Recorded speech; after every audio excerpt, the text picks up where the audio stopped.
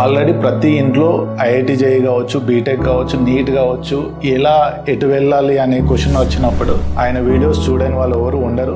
And SBR sir అలా educationalist గా and ఒక అవేర్నెస్ క్రియేట్ చేసే పర్సన్ గా మన ఫ్యామిలీ మెంబర్ లాగా అందరికీ సుపరిచితులు. ఎవ్రీ ఇంచ్ ఆఫ్ ఇన్స్టిట్యూషన్ ని చూడడం వల్ల అది మా ఆపరేషన్స్ కావచ్చు, మా అడ్మినిస్ట్రేషన్ కావచ్చు, అకాడమిక్స్ కావచ్చు, మా పెడగాగి ఎలా ఉంది, ఈవెన్ మేము సస్టైన్ చేయగలమా లేదా ఫ్యూచర్ లో అనేది. Problem is in the school, not in the student. Right. Understood clearly.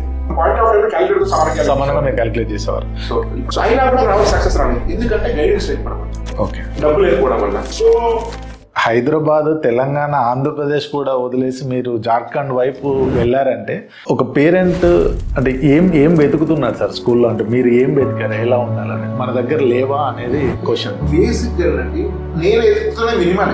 Okay, నాకేదో ఇంటర్నేషనల్ స్కూల్ కావాలి లేకుంటే రావడం లేదు, ఇదంతా డిస్టర్బెన్స్ అవుతుంది. వాడు ఫస్ట్ అవుతున్నాడు.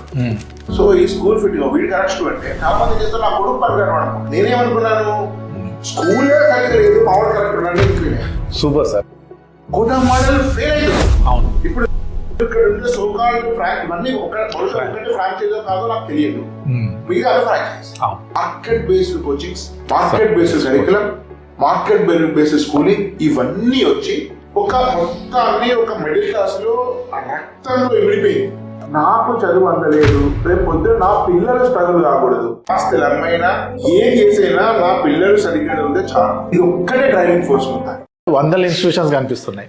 సో ఒక పేరెంట్కి అంత టైం కూడా ఉంటుంది. సో నిజంగా ఒక పేరెంట్ ఒక ఇన్స్టిట్యూషన్కి వెళ్తే ఏం చూడాలి, ఒక 4-5 పాయింట్స్లో ఎట్లా ఒక క్లారిటీ డెసిషన్ తీసుకోవాలి? కొంచెం లోతైందండి. మంచి ఏదైనా ఉంటే అది స్వామి వివేకానంద రామకృష్ణది, చెడు ఏదైనా ఉంటే నాకు. There is no bad student, bad teacher or bad parent. అంతే అంతే.